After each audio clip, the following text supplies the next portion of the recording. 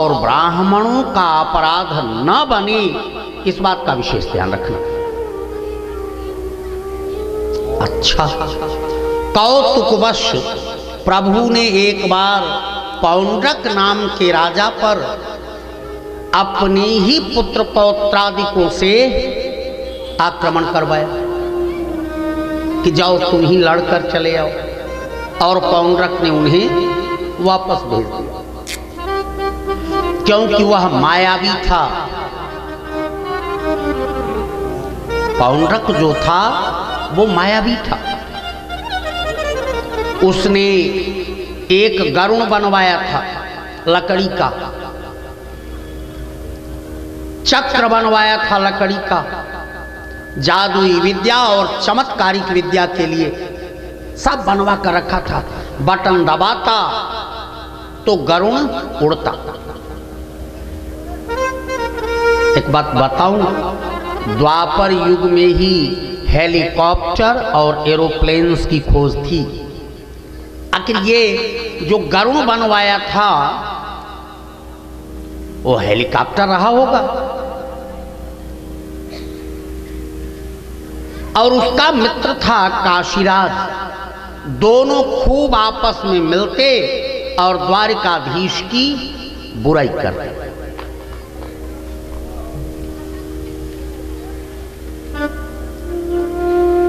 एक बार अनिरुद्ध और भगवान के पहले पुत्र प्रद्युम्न, इन्होंने आक्रमण किया तो भी उसने वापस कर दिया। सुखदेव जी कहते, राजन, अनिरुद्ध और प्रद्युम्न भगवान श्री कृष्ण जैसे ही दिखते थे। उसने इन्हीं को श्री कृष्ण समझा, इन्हीं को द्वारकाधीश समझा, भला बुरा कहा, उनको वापस कर दिया। महाराज परीक्षित ने कहा, गुरुदेव, एक जैसे थे, ऐसा कैसे हुआ? सुखदेव जी कहते, राजन, बताऊं? प्रद्युम्न जी कोई और नहीं है। जब शिव तीसरा नेत्र उघारा, जब भगवान शिव ने अपना तीसरा नेत्र खोला, उस समय कामदेव जलकर भस्म हुआ। रति रोने लगी, रति रोने लगी, मेरे पति को प्रभु आपने ऐसा कैसे कर दिया? क्योंकि भगवान शिव आशुतोष हैं। एक बूंद आंख गिरी, आंसू आए, भगवान शिव प्रसन्न। जरा सा आपने 3-5 किया, भगवान रुष्ट। क्षणे रुष्टा, क्षणे तुष्टा, रुष्टा तुष्टा, क्षणे क्षणे, ऐसे देवता हैं। अभी पति को जला दिया। पत्नी ने जब फिर निवेदन करना शुरू किया तो भगवान शिव ने कहा, देवी, अब तो जला दिया, अब क्या करूं? एक काम करो, द्वापर युग में तुम्हारा पति तुम्हें मिल जाएगा।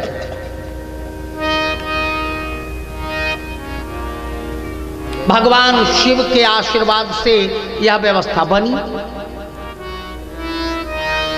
जब देवी रुक्मिणी का प्रथम पुत्र गर्भ में आया तो संबरासुर नाम का एक दैत्य था, उसको पता चल गया कि मेरा काल यही है। वो हमेशा सूतिका गृह तक आना जाना शुरू किया। जैसे ही प्रद्युम्न जी बाहर आए, उस दुष्ट ने प्रद्युम्न जी को उठा लिया, आकाश में लेकर चला गया।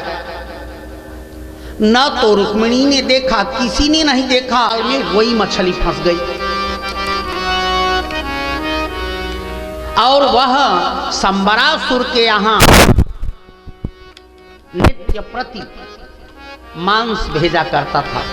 जब बड़ी मछली को उसने देखा तो सबको लालच होती है मेरा राजा ये समझे कि मैं उस बड़ी मछली को संबरासुर के यहाँ भेजा और वहाँ भानामती के रूप में ज्ञानवती उसका नाम था, रति पहले से विद्यमान थी।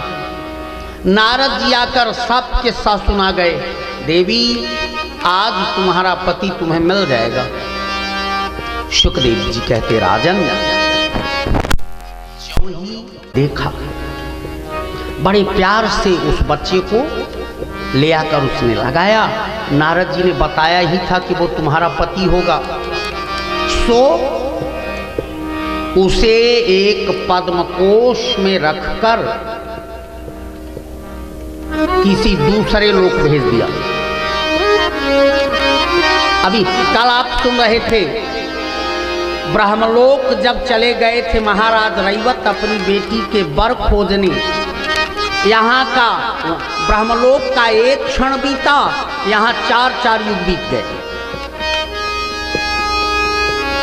समय जब वो कमल खुला तो 18 वर्ष का एक वय किशोर सामने खड़ा था, यही कामदेव देव थे।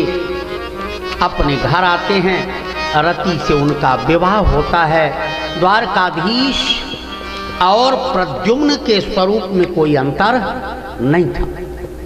देखने वाले भ्रम में पड़ जाते थे कि द्वारकाधीश कौन है और प्रद्युम्न कौन है। और जो प्रद्युम्न के बेटा थे अनिरुद्ध, बाणासुर की कन्या उषा, उसने स्वप्न में देखा अनिरुद्ध जी को, श्री कृष्ण को, पूरे द्वारकाधीश की सभा को, उनके परिवार के लोगों को, सबको देखा। स्वप्न में देखा। चित्रलेखा उसकी दासी थी, ने चली, उसने बताया ये 3 लोग ऐसे हैं। द्वारकाधीश तो बहुत बड़े हो गए, प्रद्युम्न जी का भी विवाह हुआ है, अनिरुद्ध का विवाह नहीं हुआ है। अनिरुद्ध जी को ले आई, सोते समय अपहरण कर ले आई और अपहरण करने के बाद भगवान श्री कृष्ण को पता चला तो भगवान ने आक्रमण किया और यह जो सहस्राबाहु था,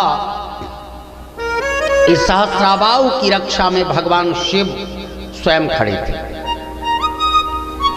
उसने वरदान मांगा था कि मेरी रक्षा का भार आपको। भगवान शिव ने कहा था चलो जब तुम कह रहे हो तो ऐसा ही होगा। ऐसा ही हुआ। भगवान पहुंचे तो भगवान शिव और द्वारकाधीश में बड़ा भयंकर युद्ध हुआ।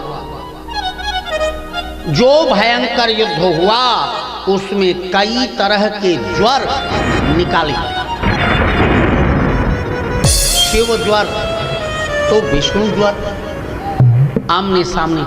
और आपको बताऊं ये नाना तरह के जो ज्वर हैं ना, साधारण बुखार, वायरल बुखार, निमोनिया वाला, एऊ, डेंगू, चिकनगुनिया, जो भिन्न भिन्न प्रकार के हैं, ये सब शिव ज्वर है। सुखदेव जी ने कहा राजन, शिव ज्वर को शांत करने के लिए विष्णु ज्वर का जो प्रभाव था वह होना आवश्यक है। और विष्णु भगवान को सर्वाधिक प्रिय है तुलसी देवी। तुलसी के पत्ते का रस, काली मरीच और शहद मिलाकर पिए दिन में 3 बार, सुबह, दोपहर, शाम, तो किसी भी तरह का शिव ज्वर शांत हो जाएगा। आप प्रयास करके देख लेंगे, प्रयोग करके देख लेंगे। अगर शिव ज्वर है तो 5 दिनों में अपने आप ठीक हो जाएगा। और अगर विष्णु ज्वर हो उसके लिए बेल के पत्ते का रस, शहद और काली मिर्च। देखो, श्रीमद् भागवत अपने आप में एक अपूर्व ग्रंथ है, शाश्वत ग्रंथ है। इसमें आयुर्वेद, शस्त्र विद्याएं, भूगोल, खगोल सब कुछ भरा पड़ा है। हम खोज नहीं पाते। शुकदेव जी कहते, राजन, युद्ध के बाद भगवान शिव को जब ये पता चला कि साक्षात नारायण हैं, तब उन्होंने जाकर समझौता करवाया, क्योंकि ये पक्का था कि सुरक्षा मैं करूंगा, इसको मेरे रहते कोई मार नहीं सकता। भगवान ने समझौता कर लिया। उसकी बिटिया उषा और अनिरुद्ध का विवाह कर दिया गया और उषा शिव भक्त थी। बोलिए शंकर भगवान की जय। भगवान शिव की भक्त उषा। और जो व्यंजना है बड़ी दिव्य स्तुति मां गंगा जी की है, अर्थ लगाते रहिएगा। अहिरिपुपति कांता तात संपूज्य कांता, भरतनय निहंत्री प्राणदात्री ध्वजस्य,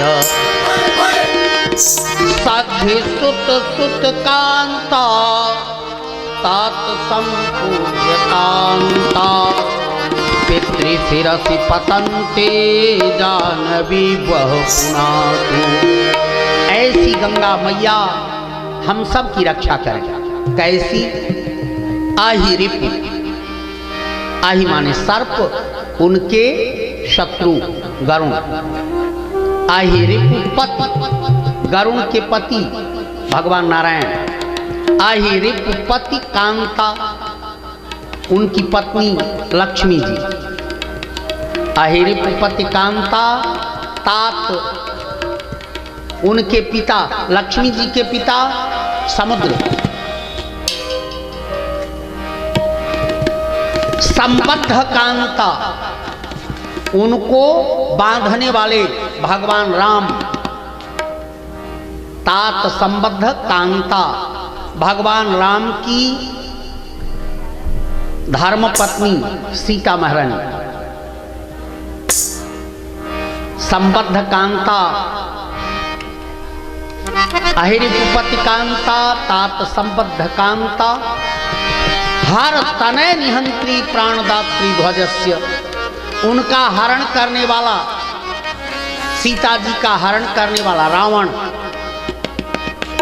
तनय इंद्रजीत, मेघनाथ। निहंत्री, उसको मारने वाले लक्ष्मण जी।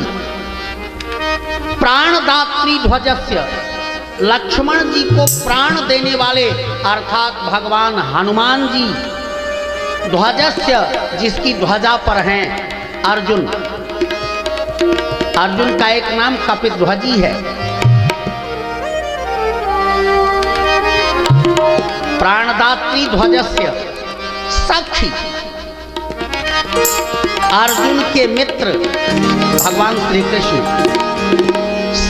सखी सुत, भगवान श्री कृष्ण के पुत्र प्रद्युम्न। सखी सुत, सुत प्रद्युम्न के पुत्र अनिरुद्ध। सखी सुत सुत कांता, उनकी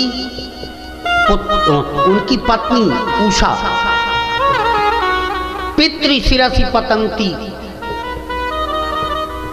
और उषा को जो वरदान देने वाले थे भगवान शिव, उनकी पत्नी पार्वती महारानी के पिता, हिमालय के सिर से गिरने वाली गंगा हम सब की रक्षा करें।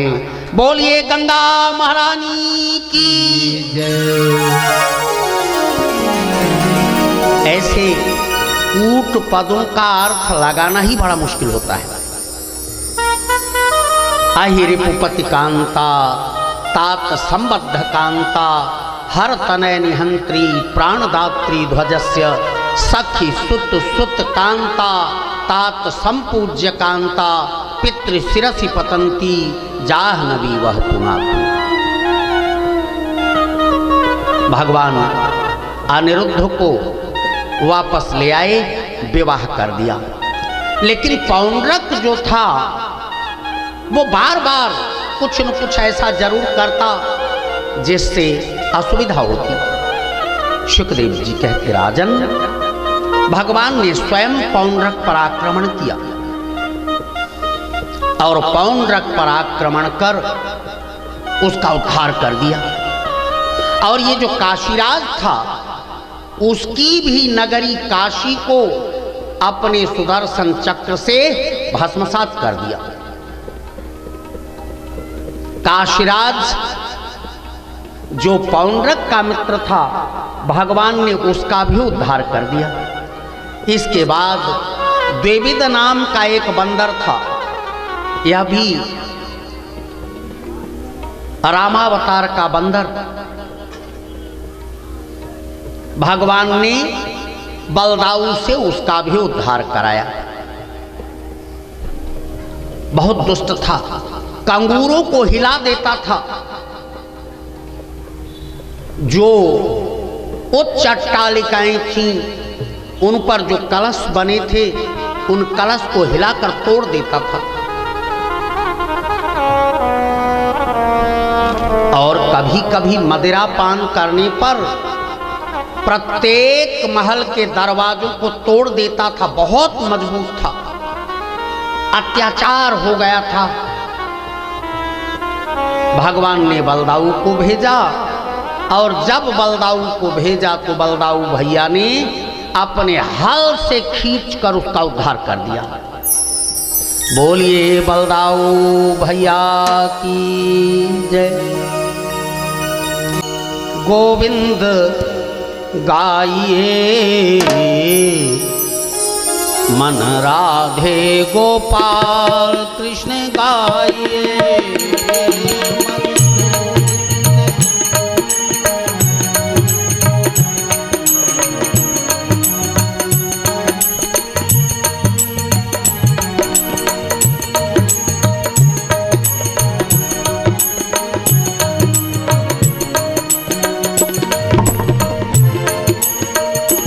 मन गोविंद गोविंद गाइए, मन राधे गोपाल कृष्ण गाइए। मन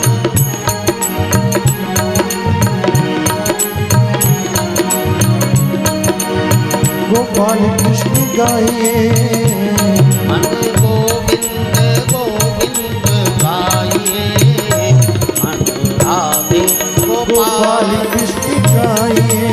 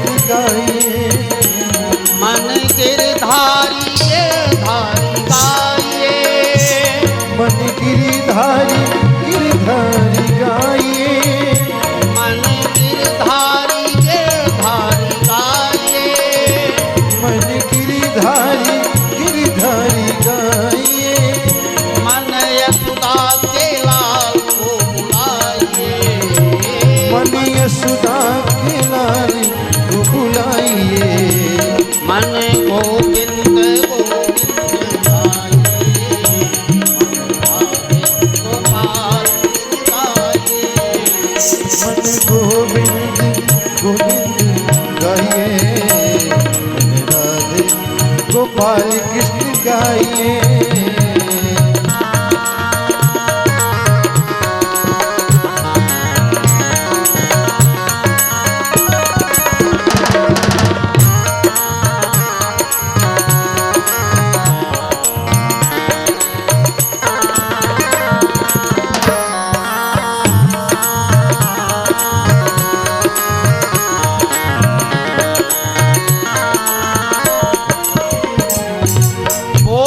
गोविंद भगवान की जय हो।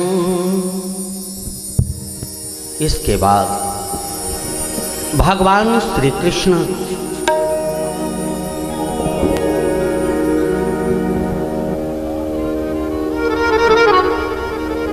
आराम से अपनी दिनचर्या करके परिवार बढ़ता जाता। भगवान शिव और पार्वती ने जाम्बवंती के पुत्र के रूप में भगवान श्री कृष्ण के यहाँ अवतार लिया। जो सांब हैं इसीलिए उनका नाम है सांब।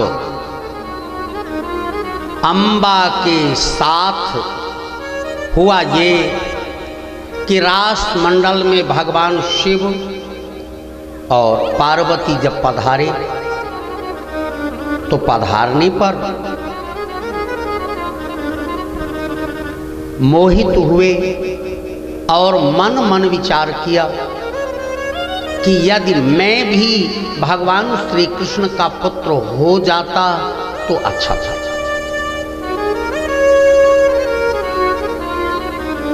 भगवान की कृपा से सांब जी प्रकट भय और ये सांब जो है ना, इनका दाहिना भाग मां अंबा का और बायां भाग शिव जी का था। आधा देखने में पार्वती दिखते थे और आधा भगवान शिव दिखते थे। इस तरह से भगवान का परिवार बहुत बढ़ता रहा। प्रत्येक रानियों से 10-10 पुत्र और उन 10-10 पुत्रों से भी 10-10 पुत्र, उन 10 के भी 10-10, बहुत बढ़ा। द्वारिका का विस्तार बहुत हुआ और जब द्वारिका का विस्तार हुआ तो भगवान नित्य प्रति अपनी संतानों को यही कहते, बेटा कभी किसी संत ब्राह्मण का अपमान न हो जाए, इस बात का ध्यान रहे। भगवान ने पूछा, पुत्रों ये बताओ क्या कभी किसी संत ब्राह्मण का अपमान तो नहीं बना? बच्चे कहते, दादाजी आप यही रोज कहते हो, आप यही रोज कहते हो, ये कोई अच्छी बात नहीं है। एक दिन भगवान इन सारे बालकों को लेकर एक आम्र का बगीचा था, उस बगीचे में गए। खेल रहे थे, बच्चे खेल रहे थे, प्रभु आराम से बैठे थे। अचानक बच्चों की गेंद एक कुएं में गिर गई। बच्चों ने जाकर झांका और जब उसमें झांका तो देखा एक बहुत बड़ा गिरगिट उसमें था।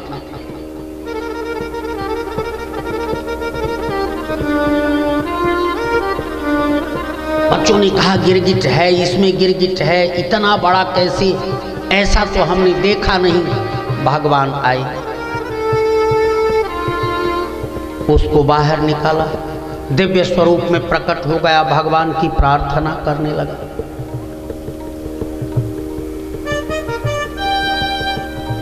भगवान ने पूछा, आप हैं कौन? उसने अपना परिचय बताया। देखो, मैं नृग नाम का राजा हूं, मैं नित्य प्रति लाखों गायें दान करता था। भगवान ने कहा, गोदान करने वाला इस अधोगति को प्राप्त हो जाए, क्योंकि भगवान यही कहते थे, संत ब्राह्मण का अपमान न हो। अब उसी कथा को बता रहे हैं। चित्रण उन संतानों के सामने नृग ने कहा, मैं लाखों लाख गायों का दान करता था। भगवान ने कहा, तो इस आधा गति को कैसे प्राप्त हुए? बोले, प्रभु क्या बताऊं, एक बार एक ब्राह्मण को दान किया। भगवान ने कहा, तो कैसी गायें आप देते थे? बूढ़ी गाय आपने दिया होगा। सो ब्राह्मण ने शापित कर दिया। बोले, नहीं, मैंने बूढ़ी गायें नहीं दी हैं, पयस्विनी गाय, अच्छी सींगों में सोना लगाकर, खुर में सोना लगाकर, बढ़िया कपड़ा पहनाकर मैंने दान किया। बोले, तो ऐसा कैसे हो गया? कहते हैं, एक बार एक ब्राह्मण को मैंने गाय दान करी और वो गाय छूट कर पुनः मेरे बाड़े में आ गई। और जब आ गई तो मुझे पता तो था नहीं कि इस गाय का हमने दान किया हुआ है। अगले दिन दूसरे ब्राह्मण को उसी गाय का दान कर दिया। और जब उसी दिन दूसरी गाय जब जाने लगी तो पहले वाले ब्राह्मण ने पहचाना कि ये तो मेरी गाय है। दोनों में विवाद बना। वो कहता मेरी है और जो आज लिया था वो कहता आज हमने पाया है ये गाय मेरी है। दोनों इस विवाद को लेकर महाराज नृग के पास आए। महाराज नृग ने कहा, तो कुछ नहीं, हाँ हाँ हूं जरूर किया। अपनी गर्दन हिलाई। एक कहता, महाराज हमको आपने दिया है। दूसरा कहता, महाराज हमको आपने दिया है। तो पहले वाले की भी तरह दूसरे वाले की तरफ भी ब्राह्मण ने शापित कर दिया, जाओ गिरगिट हो जाओ। तो गर्दन गिरगिट की तरह हिलाता है ना, जाओ गिरगिट बन जाओ। अब मैं गिड़गिड़ाने लगा, प्रभु आप लोगों ने मुझे शापित कर दिया, मैंने क्या बिगाड़ा है? अनजाने में ऐसी भूल हो गई, मुझे इस पतन के कुएं से बचाएं। संतों ने कहा, भैया अब क्या करें, हमने तो कह दिया, अब भगवान ही आपको इसमें से निकालेंगे। इस आधा पतन के कुएं से भगवान निकालेंगे। सुखदेव जी कहते, राजन आज भगवान ने नृग को निकाल कर रखा। और नृग बड़ी दिव्य स्तुति करता है। मनः समधृत में शिवा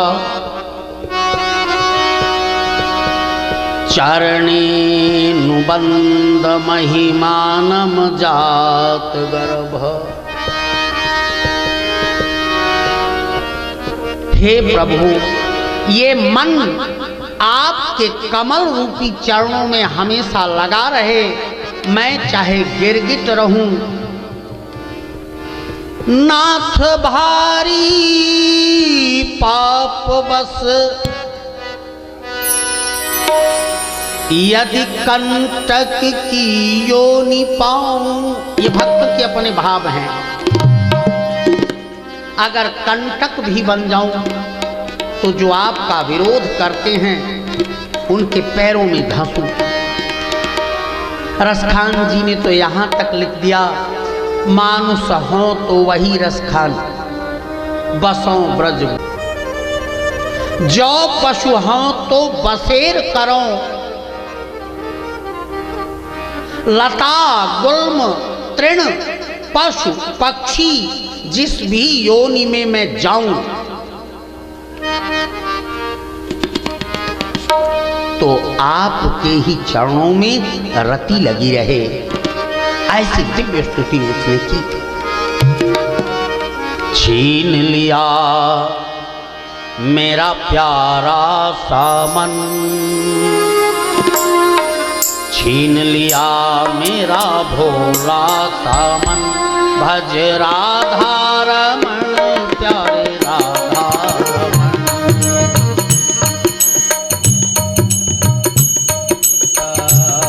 भज प्यारा सामन, भज राधा रमण, भज राधा रमण।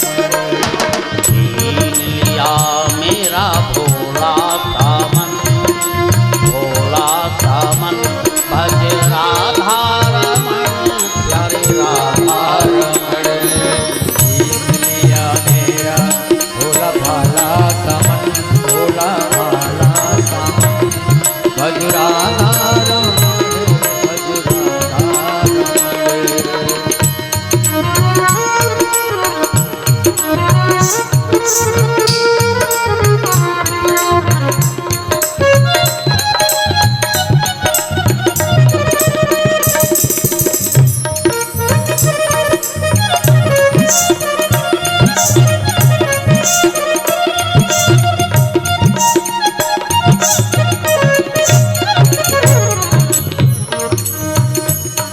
गोकुल का ग्वाला ब्रज का बसैया, गोकुल का ग्वाला ब्रज का बसैया। सखियों का मोहन माँ का कन्हैया, सखियों का मोहन का कन्हैया। गोकुल का ग्वाला ब्रज का बसैया, गोकुल का ग्वाला ब्रज का बसैया। सखियों का मोहन माँ का कन्हैया, सखियों का मोहन माँ का कन्हैया। भक्तों का जीवन निर्धन साधन, भक्तों का जीवन निर्धन साधन। भज राधे गोमन, भज राधा रमण। भक्तों का दिल और दुखियों का मन, भज राधा रमण, भज राधा रमण।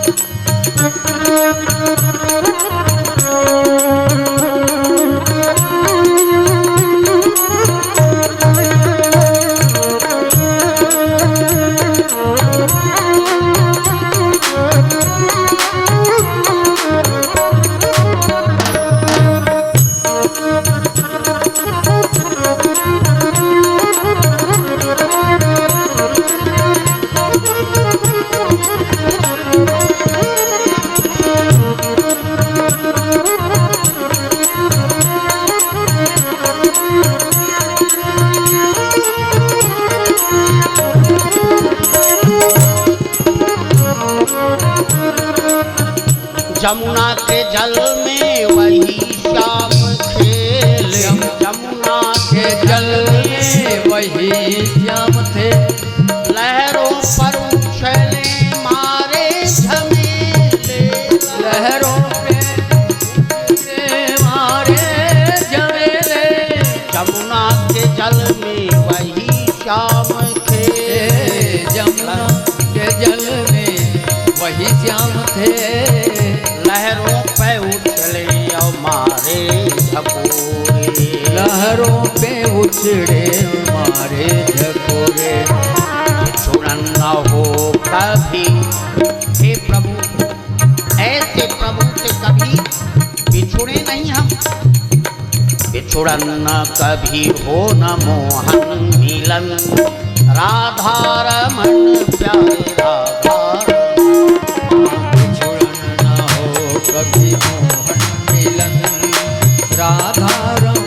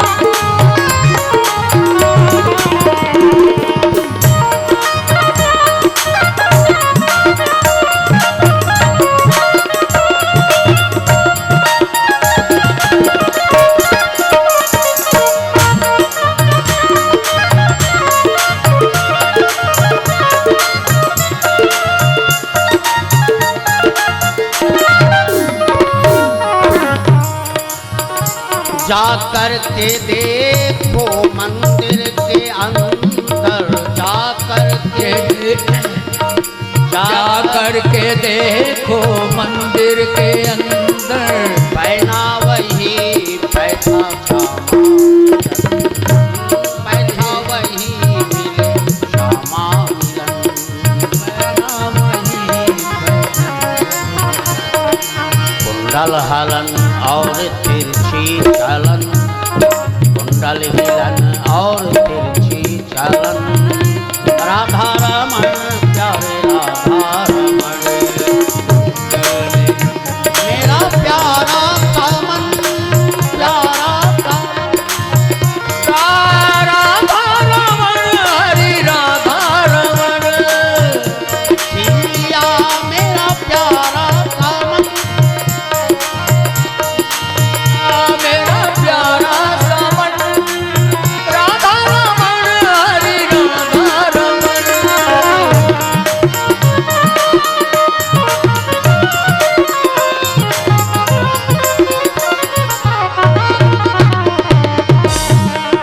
राधा रमन हरि राधा रमन, राधा रमन हरि राधा रमन,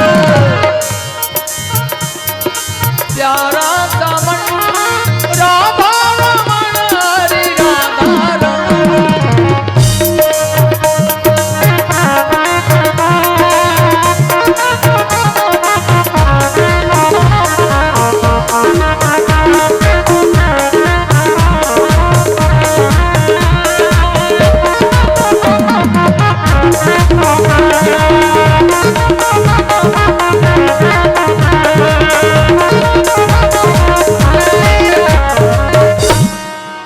बोल भक्तवत्सल भगवान की जय।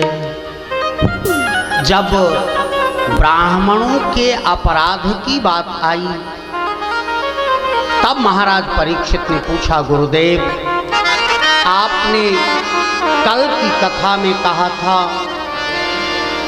कि सांदीपनी ऋषि के आश्रम में भगवान की भेंट एक ब्राह्मण कुमार से हुई, वो कौन था?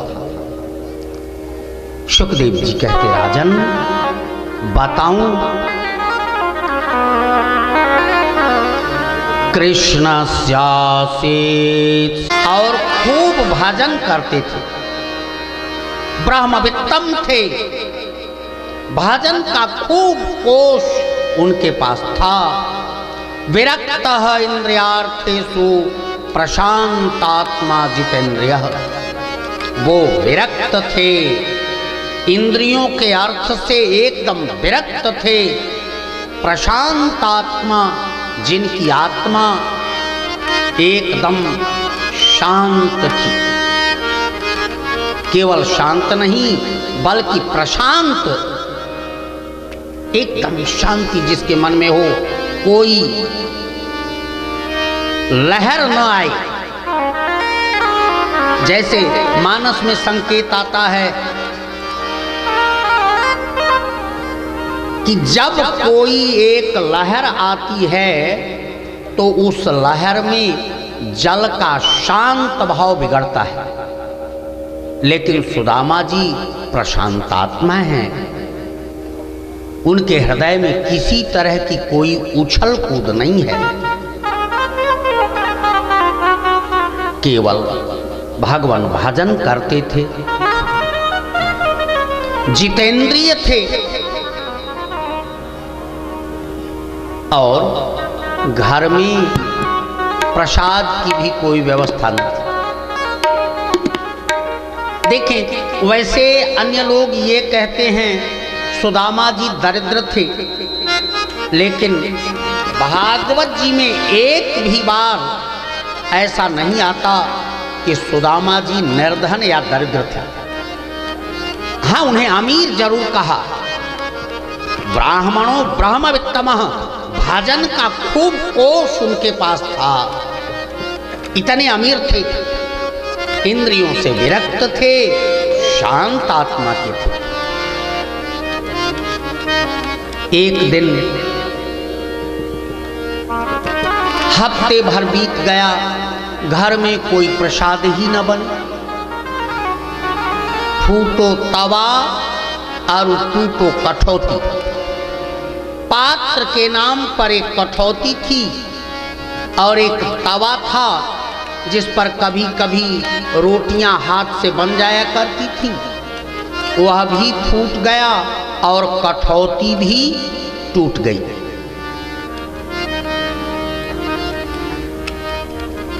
मुझे तो लगता है इसमें से 25-25 साल के बच्चे कठौती तो जानते ही नहीं होंगे। हाँ, इसके पहले वालों ने कभी जब ही कठौती का दर्शन किया होगा, 25 साल के पहले वालों ने। हाँ, इतना जरूर था कि अगर कठौती आम की हो तो उसमें रखी हुई वस्तु 12 घंटे तक यथावत रहती थी। मेरे विचार से ये हमारे पूर्वजों का फ्रीज था।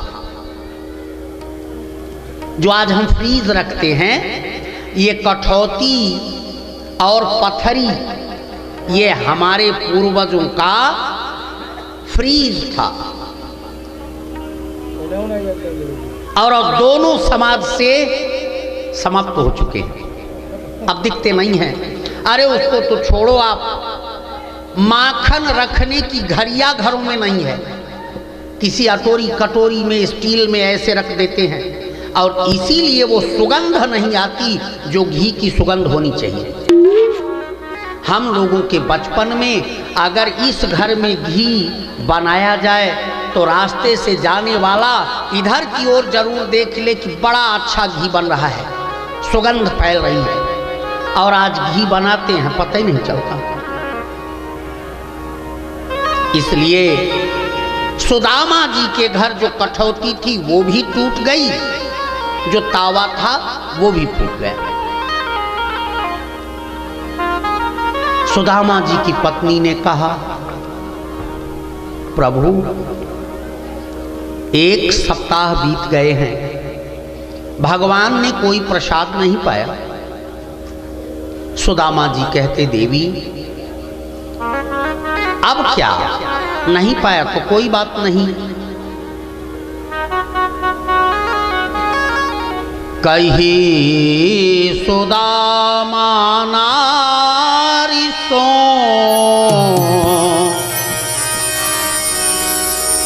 अब बीते ओ दिन गाढ़, चकवढ़ चौराई भयो लाग्यो मास आषाढ़। देवी अब छोड़ो, जो हो गया हो गया। देखो बरसात हो गई है, अब घासें उग रही हैं, चकवढ़ चौराई कुछ हो ही जाएगी, बस उसी से प्रसाद बना लिया करो, बहुत खाने से बुद्धि बिगड़ती है। देवी ने कहा, कोई बात नहीं। सुखदेव जी कहते, राजन उसी समय नारद जी आए। सुदामा जी गंगा स्नान को चले गए थे और नारद जी आए। उन्होंने सुदामा की पत्नी सुशीला को बताया, देवी जो आपके पति हैं ना, वो द्वारकाधीश के परम मित्र हैं। आपको बताया नहीं क्या कभी? बोले नहीं।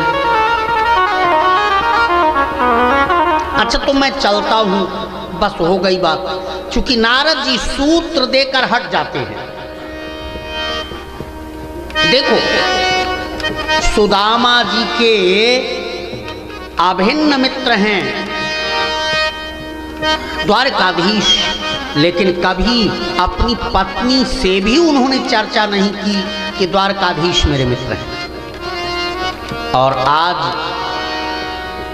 अंतरी मंत्री खंत्री संतरी कोई हो, अगर भूल से कभी उसकी टेबल पर बैठकर चाय पी ली तो एक बार आज का बच्चा ये जरूर कह देगा, एक बार सेल्फी हो जाए क्या, हाँ, और उसे फेसबुक पर जरूर डाल देंगे, व्हाट्सएप पर जरूर डाल देंगे। अगर फोटो अच्छी आई तो मढ़ा कर अपनी बैठक में लगा देंगे कि मैंने पंडित अटल बिहारी वाजपेयी के साथ चाय पी थी। अरे पी थी तो वो स्वर्ग चले गए, तुम काहे को यहाँ पड़े? तुम्हारे कर्म जैसे हैं वैसे तुम देखो, चाय पीने से तुम उतने बड़े हो गए। लेकिन सुदामा जी ने एक बार भी अपनी पत्नी से भी ये बात नहीं बताई कि द्वारकाधीश मेरे मित्र हैं। इसलिए मित्रों, भगवान के बन कर रहो, कभी अहंकार न आए, मैं ऐसा न हो, सब प्रभु का है, ऐसे भाव बने रहे। उस देवी ने कहा, एक बार अगर वो आपके मित्र हैं तो एक बार मिल आते बस। सुदामा जी ने कहा, देवी मैं तो नित्य मिल आता हूं। कैसे? आंखें बंद की, मित्र का चिंतन किया, मन वहां चला गया और मिलकर हम चले गए। सुशीला जानती थी कि सुदामा जी तपोनिष्ठ हैं, इस शरीर से मन को बाहर ले जाने की भी शक्ति इनमें है।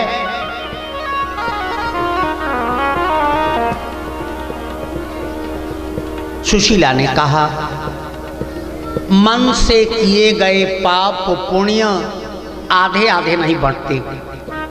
मैं आपकी धर्म पत्नी हूं, कम से कम शरीर से कोई पाप पुण्य कर दें तो पाप पुण्य करने के बाद आधा मुझे मिल जाएगा। सुदामा ने कहा, देवी तू नहीं जानती है, मित्र से मिलने, गुरु ब्राह्मण संत से मिलने, बेटी से मिलने, राजा से मिलने अगर जाएं तो कुछ लेकर जाएं, भले ही वो तुलसी का ही पत्ता हो। अराजानम गुरुम संतम दुहिता, दुहिता माने बेटी, मित्रम तथैव च, राजा से, गुरु से, संत से, बेटी से अगर मिलने जाएं तो कुछ उपहार लेकर जाएं। और मेरे पास कुछ है नहीं, मैं अपने मित्र को क्या लेकर मिलूंगा? बचपन में जब से वो हमसे दूर हुआ, हम फिर कभी मिले नहीं। उसने कहा,